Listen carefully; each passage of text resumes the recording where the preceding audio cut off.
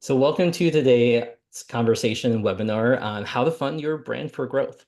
As we've seen over the last couple of years, the equity environment for CPG brands has really changed from there being a lot of free cash flow that have been funding the startup of a lot of brands into a much tighter equity market where brands are having a harder time getting those equity dollars to grow their brand. In today's conversation, we'll be talking through, what it really takes to get the funds that you need to start and grow your business, both from an equity and we'll touch on a debt perspective as well. And hopefully you'll come out of this conversation really having a better sense of what the landscape's looking like and the things that you need to do from a founder perspective to really stand out. So for this conversation today, I've invited on Andrew Reynolds and Veronica Lehman. Andrew is an expert in consumer venture capital and fund management for over a decade.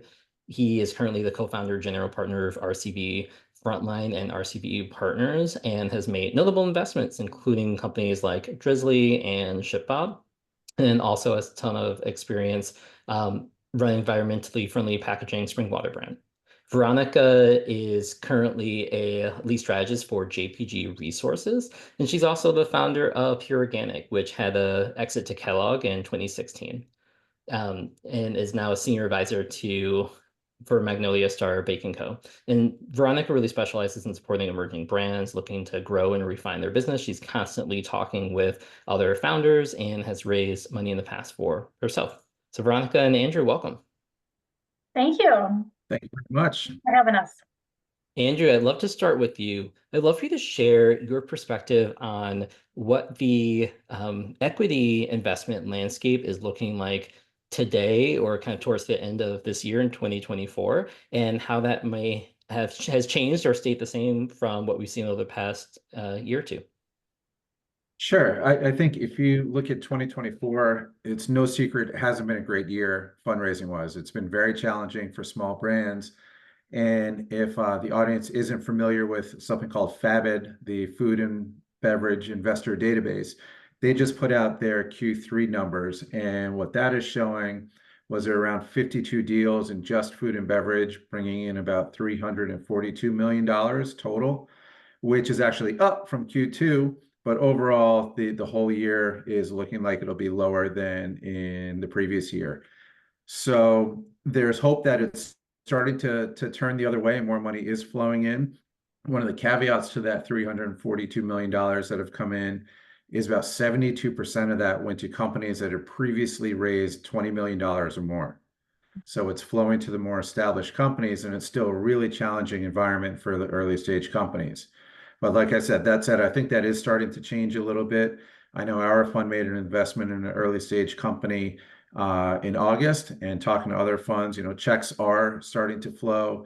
Siete, we'll see if that's a catalyst for more investment activity. I think everyone's on pause a little bit for the election, and we'll see when the calendar turns. I think you're going to see a lot more investment activity in our space in particular. Those are really interesting numbers, Andrew. I'm curious, what do you think are the factors affecting fund managers right now in terms of where they're deploying their money? Do you see an excess of capital within the funds and they're looking to deploy it quickly? Are funds having a hard time raising money from LPs, limited partners right now, and so they have to be more selective? What's that mindset look like? No, I think like with most things, there's not one answer. I think if you look at the press over the last couple of years, a lot of funds specifically focused for food and beverage and CPG in general have launched or have raised new funds. And that's a great sign that there is appetite for that. So there is, the dry powder that's out there. However, I think they are being really risk adverse, and they've seen the challenges. A lot of emerging brands haven't kind of made it through the last couple of years, and they're gravitating to, quote unquote, de-risked companies that have raised money, that have real proof of concept with sales north of, say, $20 million in many cases. So I think some of the funds are flowing there. In terms of funds that have had trouble raising from LPs, yep, there's an element of that out there as well that we've encountered. But I think overall, it is kind of a flight to quality mentality. Like, let's go with a more proven investment versus a riskier one. And by the way, we'll touch on it a little later. the debt component. I think last few years, companies like Ampla and other revenue-based financings were very hot, but then a lot of companies realized they're very, very tricky to manage, especially if you have seasonality in your business. That credit line isn't what you thought it was in many cases, and that's reduced the runway of a lot of companies that I think funds kind of leaned on a little bit at times. No, I think that's really important. And one thing that I've seen, so when I started my company T Squares back in 2016, it was still very much this mindset of Silicon Valley exit potential from brands. I think there were a lot of companies from that consumer D2C space, like the Warby Parkers of the world, that investors saw like, hey, these types of companies can appeal to a wide market and that can bring in lots of money. Let's try to find the next company like that. And then saw a huge influx in capital to companies who were even pre-launched just with an idea because investors wanted to get in early. And I've definitely seen that perspective shift where from the investors I've talked to, they're thinking like, yes, we want to take some calculated bets still early on in a company's lifestyle, but how can we have a higher confidence that our investment's actually going to have a return, right? Let alone a big one into the future so that we can start to show that success, which also helps with raising the next fund that we might do as well. Veronica, I'm curious on your perspective because as a founder, you've raised money before, you've also had an exit. Do you see the landscape different from when you were building your company to how it is now? I mean, there's always an ebb and a flow, but to me, it's always been really, really tough to get funding as a young startup. I, I really pounded the pavement to get funding. I was just at $1 million, slightly below it when I made my first deal. And so I think, for a small company, you have to be very focused on how your company is an attractive proposition to investors, meaning how you're differentiated, what value proposition you're adding, what your margin opportunities are, and not just your top line sales, but your velocity on shelf. And you can speak to that and show that immediately, that you can come in contact with an investor and you've got a 1 minute elevator speech where you can talk about how great your company is, why investors are going to be lining up to support it, and where you're going.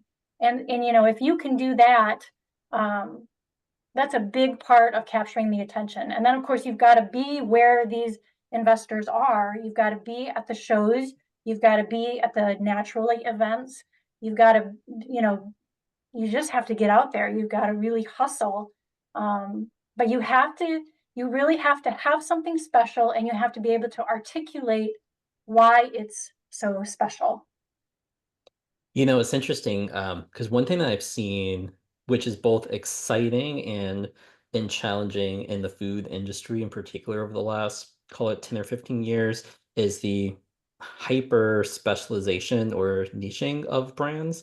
I think about my company T Squares. When we launched, essentially, I was making a energy bar that was infused with tea for natural energy.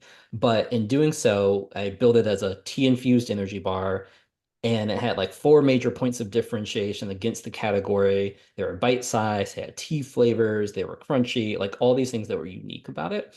And in a way that created a moat, not just around our competitors, but also around our customers. And I think what's happened is that a lot of times you talk to investors and they're like, in just anyone, they're like, find a unique product, find white space in the industry.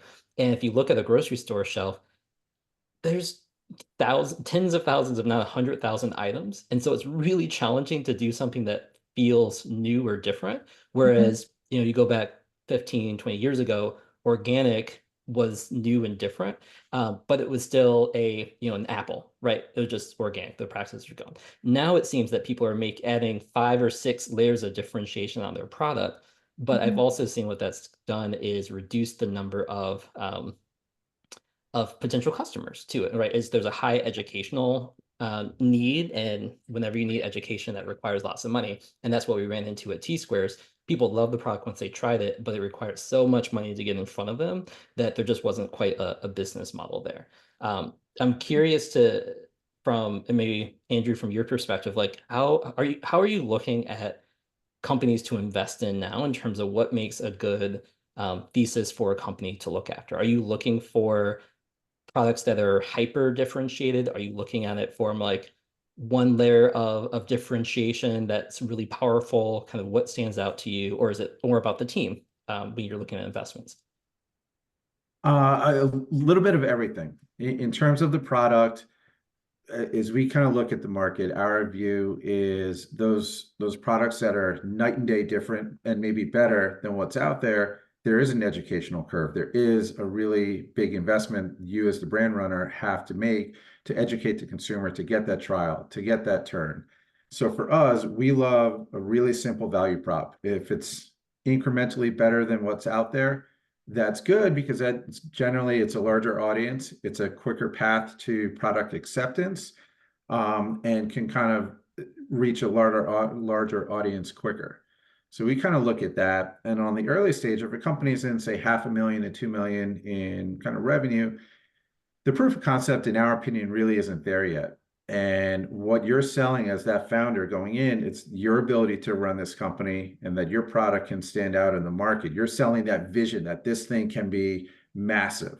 You're not selling that product. You don't have velocity turns. You don't have doors yet to really demonstrate it. You're selling that vision and that you have the ability to guide that company to that promised land. And then just maybe for our audience, I know some people have raised a little bit of money before, some might be new to raising.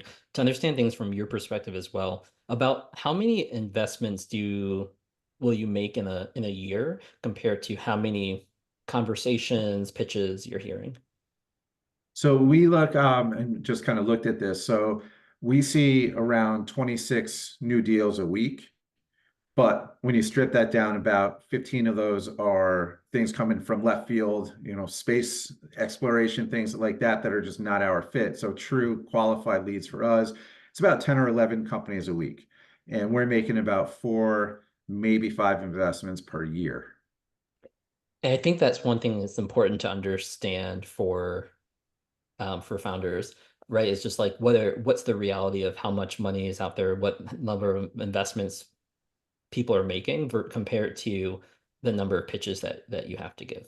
And it's a factor that I think isn't always considered, but yes, we're looking at a ton of companies. And while things might look great for that one company, we're also looking at your peers and something might be just, we feel that much more comfortable with. And when there's short dollars, we're going to go with what's just that much more comfortable. I love that. As we kind of look at companies now, what are the things that founders can do to really tell their story to stand out as they're talking with investors? Veronica, do you want to start on that one? Sure. I mean, I mentioned some of them already, just being able to really articulate why your product is special. But also, to your point, Jordan and Andrew, how and why it can appeal to the masses as well is important. Or at least have appeal to a tribe or a certain group of people that is pretty large. You think of RX Bar and how they really launched to the CrossFit community, which was a very big community. I mean, that was the genius of that bar. It became the CrossFit bar, and that really, really propelled it. And there was a lot. Think of the bar category. How many bars are there? How many protein bars are there? So, that plus some creative packaging and, a few other things really propelled them forward. So, being able to speak that vision, like you said as well, it's not just what we're doing today. Here's the data on what we're doing today, but here's where I see us going. And, I think it's important for brands to also concentrate on healthy growth.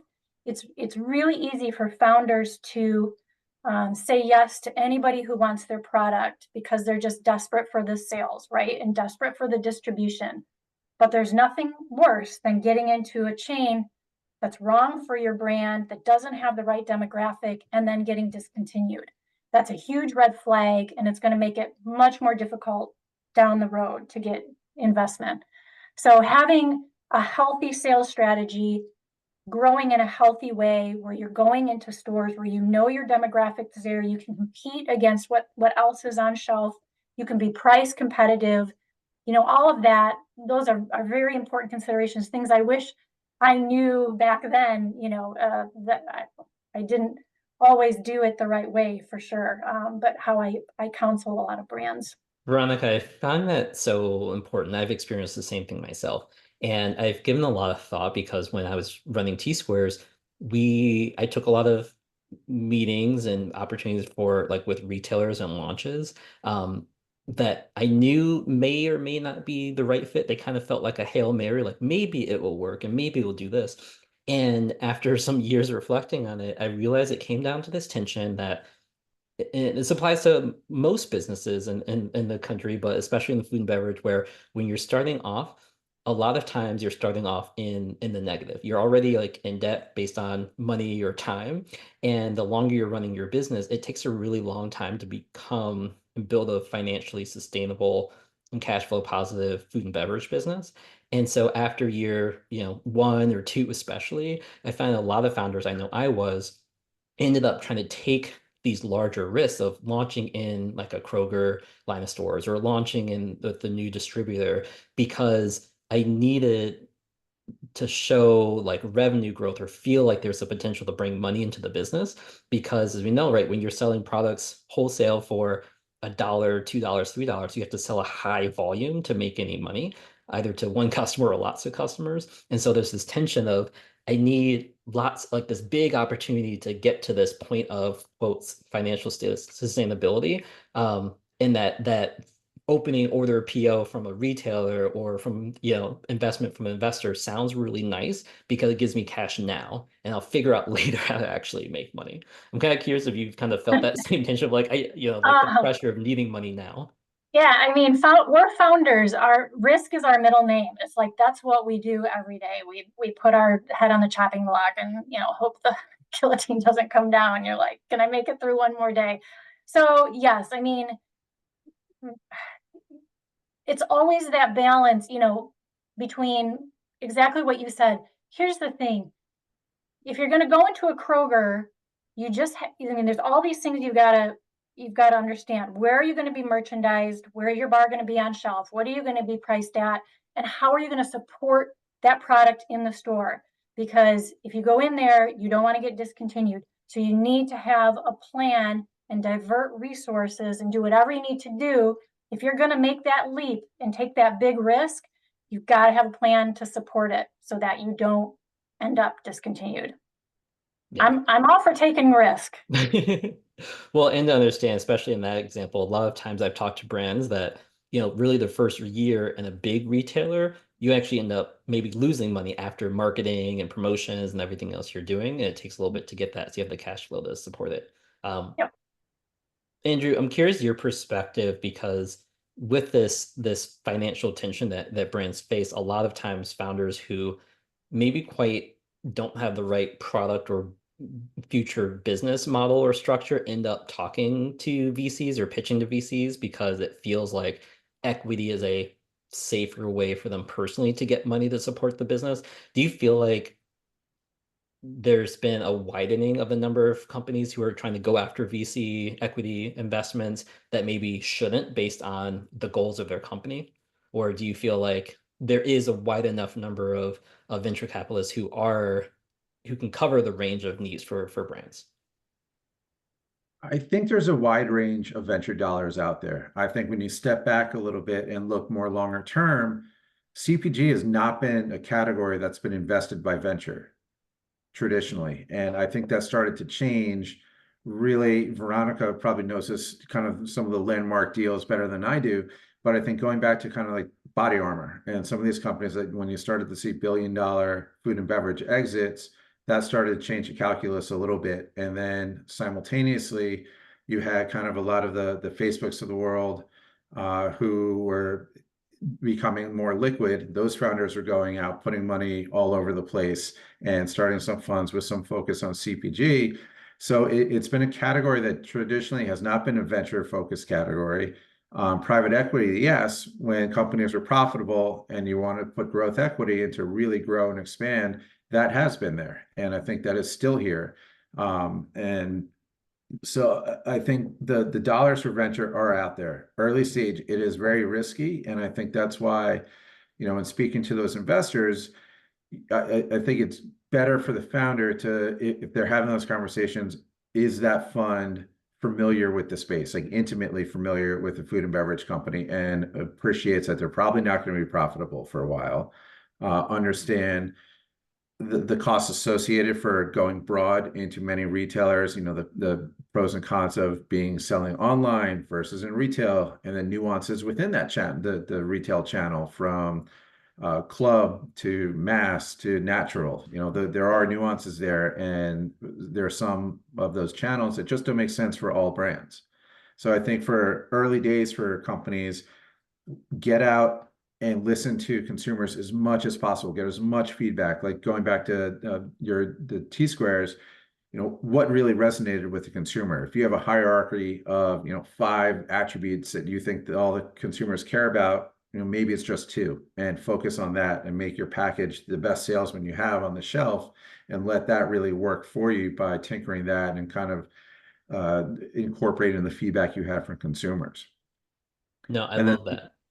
on the idea that you guys mentioned on, and Veronica said on, maybe some retailers aren't right for you. Early stage, again, we're always looking for signals that you as a founder are someone that's backable, that knows what they're doing, that we can trust to make good decisions. Is kind of the discipline to go into certain accounts, and that you're familiar enough. Can you do a little account analysis? All right, how much is my slotting? What are my velocity assumptions? Are they sound? Are they not? And I think today there's more resources available to kind of make more informed decisions. Startup CPG has an awesome thing that has, you can go into spins data for category and see baseline velocities for your category likely, and judge, is this a good assumption that I'm making? Yeah, I think that's really important. That just reminded me that point on I was talking to a tea brand that or founder who I knew a couple years ago, and when they launched, they were selling this single or multi-use bottle of tea that had like 45 servings or something like that. It was ridiculous. And then they were like, oh, this is so convenient for a consumer. But then they realized the category of tea already has one of the lowest velocities in the grocery store. And then if you make a serving size 45 uses, that one product might last the consumer 3 months, Right. right? And then they're selling it for just a couple of dollars. And so they realize like, oh, wait, the economics of this product just don't make sense based on consumer buying behavior. If you understand that towards the beginning, right? She was like change the packaging, the branding, all these things at times, like just the fundamentals were not working towards her in her favor when doing that. And so I think, yeah, resources like that are super helpful. We had a question that came in from Sasha who asks, what do you think of the private equity market? There are whispers there's going to be a run on them, and many of them are going to go bust. I'm not sure if you have any experience with hearing private equity. Um, I think there was an article in Wall Street Journal today that there might be new regulation that's going to make M&A more difficult, and that would certainly impact private equity world, venture capital world. We'll see. I think that's far from being done, and I think it's been a resilient asset class or constituency. So I think they're going to be around and they'll stay. Right now, they're highly active across food and beverage, from manufacturing companies to brands. They're investing. Like that. And then Grace had a question asking, what are initial thoughts around founders opening up around that heavily supports co-manufacturing? So they're currently self-manufacturing and then looking for funds to meet the MOQs to work with a contract manufacturer, and how to position that raise to investors. Uh, Headline, not a problem at all. Most of the businesses out there are using co-man in the food and beverage world. If you're making a transition from self-manufacturing to co-man, I certainly want to know why. Have you outgrown that facility? What are the costs associated with the different runs? And can your current retail footprint kind of support that? Or how are you going to support those new MOQs? Great. Veronica, have you ever had to pitch that with your company? We always used a co-man from day one. And I'm honestly, it worked very well for our company. I mean, co-manufacturers are like distributors, right? It's like you have a love-hate relationship with them. You need them, but they're difficult to manage. And so, the better you get at negotiating and managing your co-man and having a great relationship with your co-mans and your distributors or your brokers who are managing your distributors, the smoother your business will run. But for me as a founder, I really wanted somebody who was an expert in manufacturing to do the manufacturing. I didn't want to have to worry about that or hiring people to do that. I wanted to stay focused on the front. And so the as much of the back end that I could pass off, and just manage instead of run, or hire someone to fractionally manage it, that made sense for me when I was growing and was very small. Yeah, one thing that I'll add to that that I found with T Squares, we started off self-manufacturing in the commercial kitchen, transitioned to a contract manufacturer.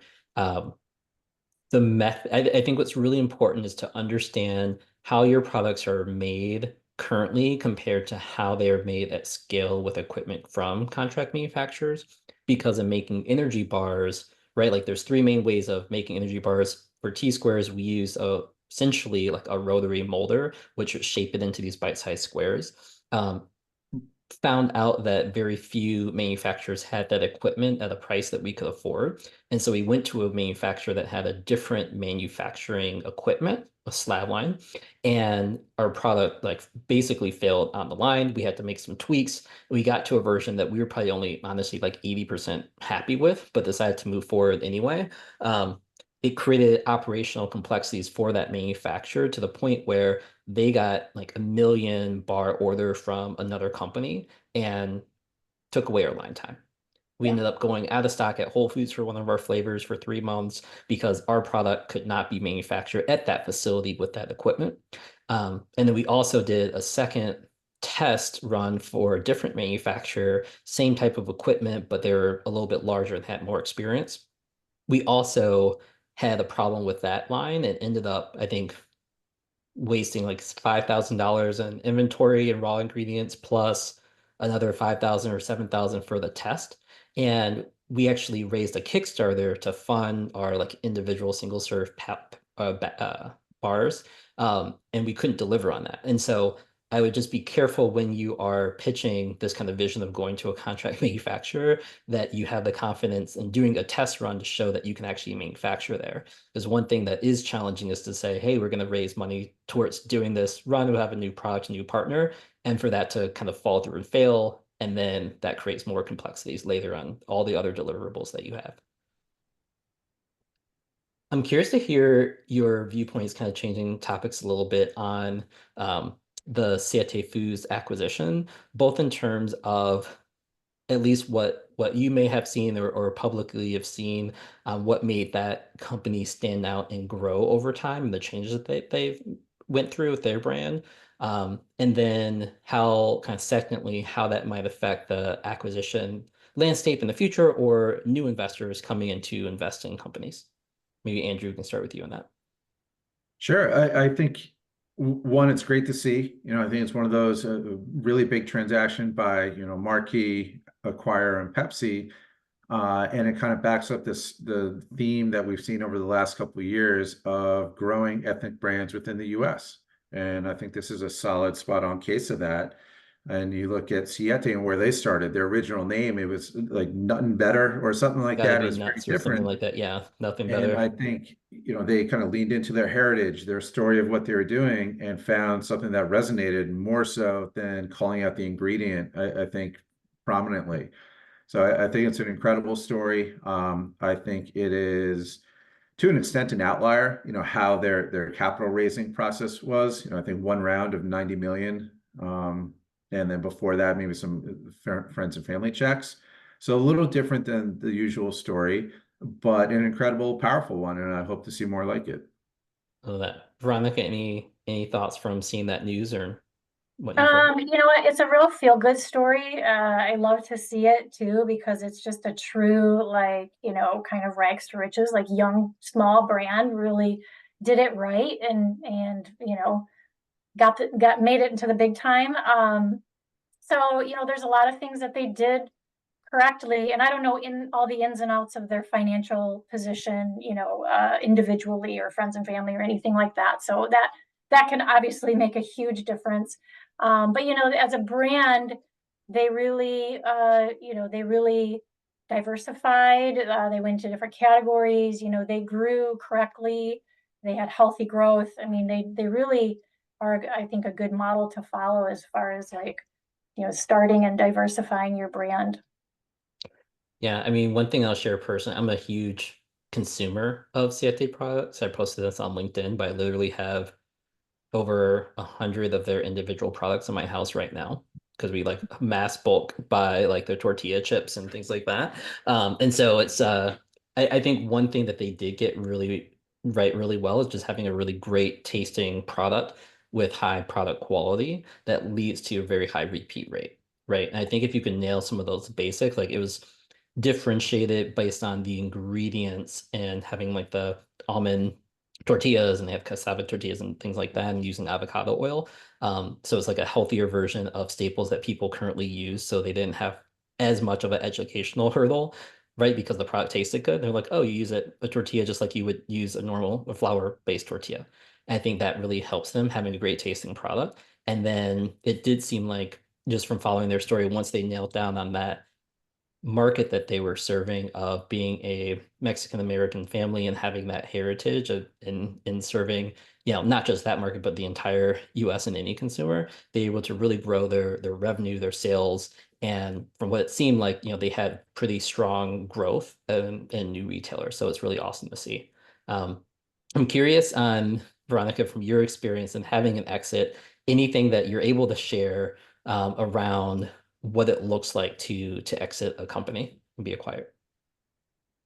Um, it's kind of like when you drop your dog off at the kennel and you leave. It's like you're really happy to go on vacation, but you're really sad to leave the little guy. There's a lot of mixed emotions because on one hand, you feel like as a founder, this is what you're focused on, right? Like you want some kind of ending, and whether that is, you've grown this empire and you can work less and hire people to manage it, or you sell it, or whatever that looks like, that's what you're focused on. Like you have something special, you want to share it with the world, you want to grow it. And so there's a lot of emotion involved in that.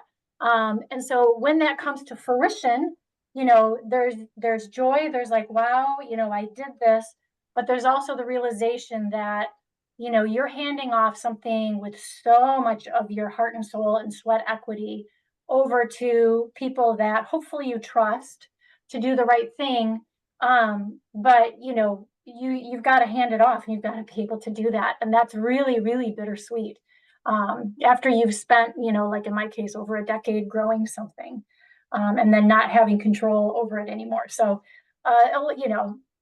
definitely joy and sadness at the same time, but I wouldn't change it to go back. Like I'm very happy with my story and with my exit and what I've been able to do since.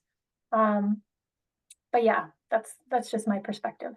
Yeah, and thanks for sharing that. I think that's something that's common that I've heard amongst other founders as well. I think one thing that maybe goes into the conversation as well, based on that, is as a founder, there's lots of different ways that you can grow and fund your business. Mhm. And it's just important to understand what your goals are and what you want from it so that you can design that end picture from the beginning. When I was launching T Squares, my goal was with my team, I was just out of grad school essentially. I was younger at the time and I was thinking, all right, let's try to build something that's going to grow and sell um for millions of dollars potentially. And like that was our goal. And we raised money. We made a couple $100,000 to kind of support that. And ultimately, we ended up having to close that business. And the work that I'm doing now is actually a different mindset where I said, I want to build a business that can, one, be have like cash flow positive as early as possible and to not have to take on investors. And it creates a different type of lifestyle and mindset. And the size that the business can grow. But I think that's just important to understand what your goals are so that you can then build the business model, the product, the team to match all of that. Yep. That's super important. In my case, it was very important for me to not put my family's finances in jeopardy. So I did very mindfully grow my business. And when I took on investors, you know, it was important for me to create a deal that worked for me. And I think, that's the key. Like you've got to be open-minded. You've got to be willing to give some things up. But create a deal that will, keep you motivated, put a little money in your pocket, and there's more than one way to accomplish that for sure. It doesn't have to be traditional rounds or traditional investment. And know exactly what you need money for, and can you do it without an investor? There's other ways to do it. There's small business loans, there's lines of credit that you can, I would draw from. I do my run. I'd make sure I could pay it back as I sold in, draw from, pay it back, draw, so there's other ways, 2% cash back credit cards that can extend your payment terms and put a little money back into your business. I mean, there's other ways to do it. Hiring people fractionally instead of full-time hires, save money, bootstrap wherever you can. And then when you need investment, be able to really be focused on where that money's going, how it's going to help you, how you're going to pay it back, what you're giving up to get it. Yeah, Veronica, I know you've had some atypical deals that you kind of put together. Can you share? Because I think a lot of people think, okay, there's raising from like a venture capital firm, maybe like a high net worth individual, but for like almost straight equity or convertible note, and then there's some of these debt options. But what are some of those atypical deals that might be out there that founders maybe should look into considering or pitching? So my community had a local kind of entrepreneur supportive group that, it had a space where we could all go to work, we could all talk to each other. There were advisors that were um, donating their time, but there were also local investors in the community that were tied to that group that were like, hey, so and so, if you see a cool brand come through, give me a call because I'd be interested in investing. So making sure you know what's in your local community. There are wealthy people in your local community looking to invest. So make sure you're working your local community. Besides that, for me, like I said earlier, I went to all of the relevant shows, and I was open to creative thinking. My first partnership with investors, which was a venture capital company, they owned 12 other companies. They already owned a bar company. They wanted a natural bar to slide in under that company. And so we crafted this really interesting deal. There was a small cash payout in the front. I got a royalty deal. So every bar that I sold while I was working with them, I got money from. And I retained some equity in my company. I was not full owner anymore, but I also was so connected to the company. And I think this is key for a lot of founders. If you're the name and the face and the personality of the brand, it's going to be really hard for people to throw you aside. So I was extremely connected to my company and the story and the vision for the future. So that worked well for me. I was able to give up majority share, and they were still saying, they basically said to me, we want you to run this and we'll support you with infrastructure and with, expertise and more thought partnership. And so that worked really well for me. And then we grew it for a decade, and then we sold it again to Kellogg. I love that. Yeah, I think that's a really smart way. And just thinking about what it is again, right? Like, what do you need to run your business? How can you de-risk it based on what you need, either at that time in your life or as you kind of view in the future, and then make deals like that. You know, some of you might follow Elliot Began, who runs TIG, and he's looking at alternative funding methods for brands where there might be. I know he has like a TIG care agreement that he created, which essentially pays out a percentage of like COGS or royalty to founder or to investors. And so you might say, hey, instead of like making an investment in a CPG brand or any early brand is risky and you likely will lose your money. Here's an instrument that says you can actually make money from your investment now as if it was a debt product, and then also participate in that upside in the future. And I think there's lots of kind of creative, I think it's still, early on, a lot, it's new, so it requires a lot of education from the founder and the investor to agree on something like that. But if you can think about each deal as like one-on-one or instead of as these blanket opportunities, you might be able to create some really beneficial agreements between you and the investors that you meet. Yeah, like a win-win. I mean, I knew as long as I had a certain amount of control, I could grow the company and I could make something of it. That was why I was willing to give up equity, because I knew I would still make money if I grew the company, and I knew I could grow it. I could grow it with their backing. I love that. Also going to open it up, Charlie. I'm going to invite you to ask your question here live in a minute. But if anyone has any other questions, please drop those in the chat or just say that you have a question. I'll invite you up. Andrew, any kind of closing thoughts in the conversation from advice or things that you want to share with the founders listening in as they're thinking about raising money that maybe isn't shared as often or you want to reinforce?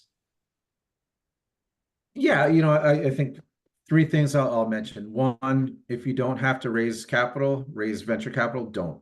If you can bootstrap it, keep going, and it can meet your expectations of what you're doing, fantastic. Keep the course.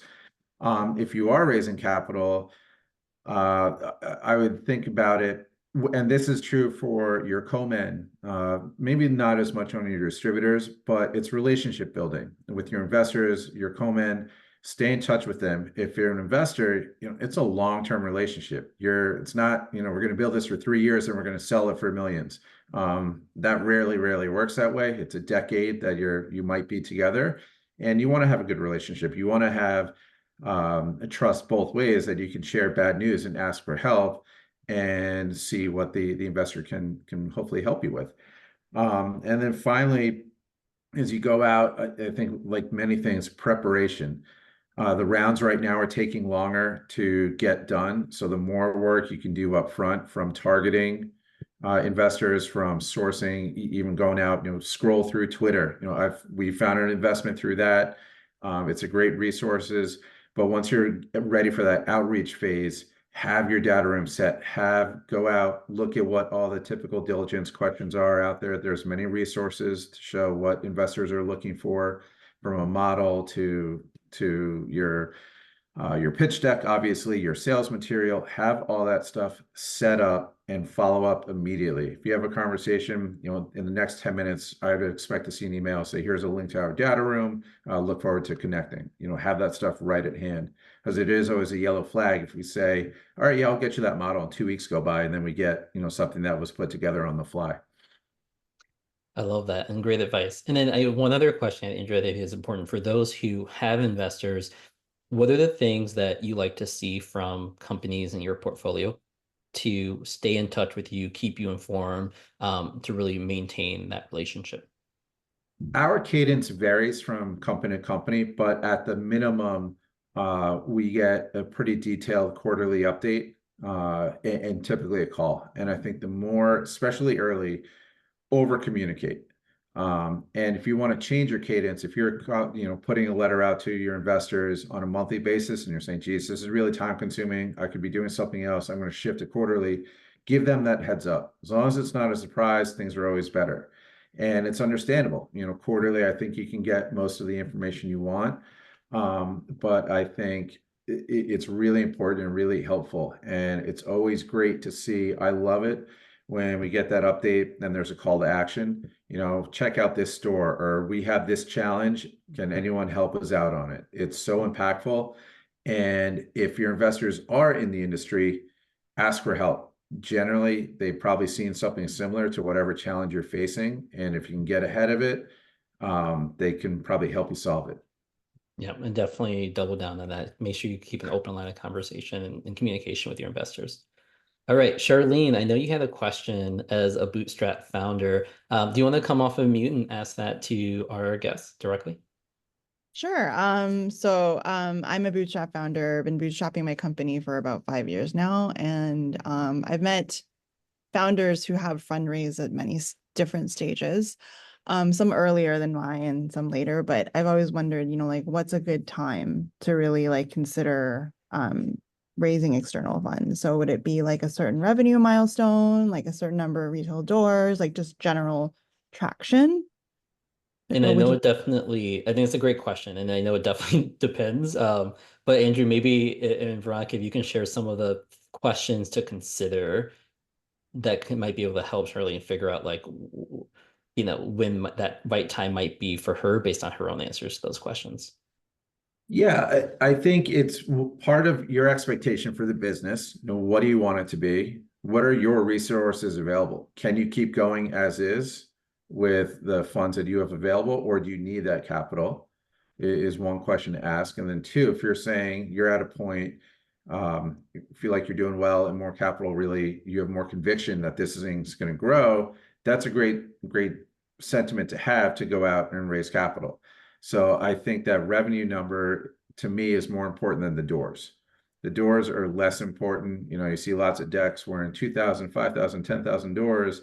It matters how your product's doing in those doors.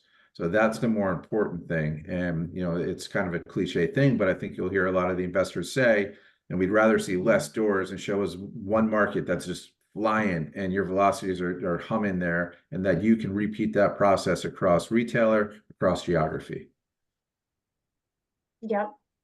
Um, I would say for me is when I couldn't do it anymore. I was growing too quickly. I didn't have the infrastructure.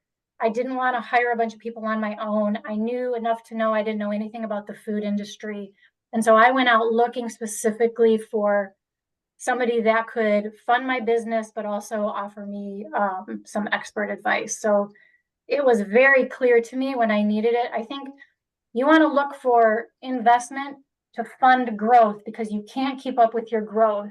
You don't want to look for investment in the hopes of propelling growth. I mean, that's what I think. So when you get to that point where you're just like, I'm pulling out my hair, I need to hire people, I'm growing too fast, I need more infrastructure, I need to support this growth. That's when you look for investment.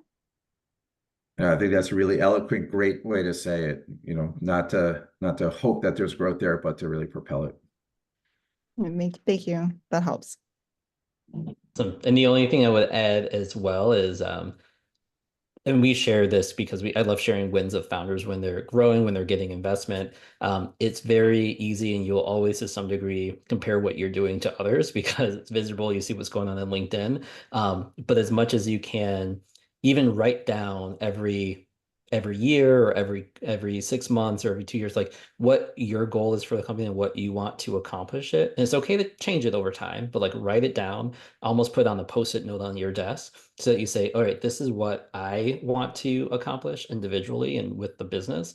And it's great that other people have different goals, but at least that way you can stay focused on your goals and not have other people's goals influence you every single day in the age of social media. Awesome. Well, if there's no more questions, I think we'll wrap it up. Andrew, Veronica, thanks so much for being on today and sharing your experience, expertise. Thanks everyone for listening in and asking such great questions. As I mentioned, we'll be sharing the recording in the next day or so. And then if you have any questions or want to reach out, we'll be sharing the information for getting in touch. Oh, Mike, you have a question. You want to come up and ask your question? Yes, sorry, my internet froze. My wife and I started a popcorn business in Texas, and one of the things that we've been over the past 3 years just really trying to get a feel for in the CPG spaces, just if there is any more space for a food brand that isn't dairy free, gluten free, sugar free, all those different types of labels. And Andrew, Veronica, you can let me know your thoughts. But is there any more room for those kind of brands, or do we need to really branch out and be a lot more health conscious with our product now? I think there's lots of room. I think that actually, especially with the younger demographics, there's a little bit of a shift happening to more indulgent foods. Now they still want real, they don't want a lot of chemicals and processed, but not everything doesn't have to be functional. It can be indulgent, it can be delicious. There is a place for that for sure in the grocery store more than ever, I think now, and that's growing. I agree completely.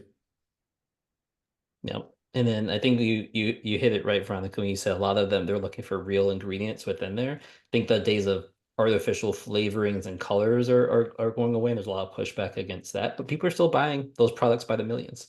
Yeah, I think you have to figure out what is your differentiation. Is it your brand? Is it the popcorn that you're using, your process? So differentiation is important, but there's plenty of room for indulgent, stuff like that.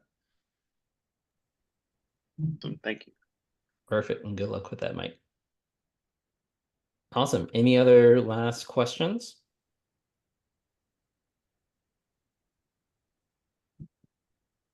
All right, perfect. So Veronica, Andrew, thanks so much again. Thanks so much, everyone, for joining, and have a great rest of the week.